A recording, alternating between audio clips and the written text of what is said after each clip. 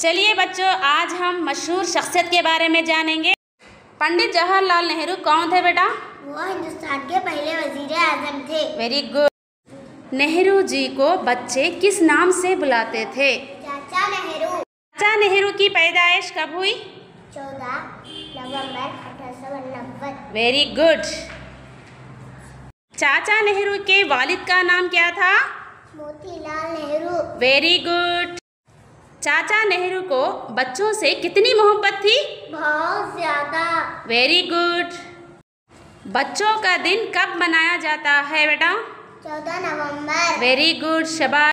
चाचा नेहरू का कौल क्या है? आज के बच्चे कल के हिंदुस्तान का मोहर है। Very good. चाचा नेहरू का पूरा नाम क्या है? पंडित जवाहरलाल नेहरू। Very good. पंडित जवाहरलाल नेहरू कहाँ पैदा हुए? इलाहाबाद। Very good. अपना हिंदुस्तान कब आज़ाद हुआ?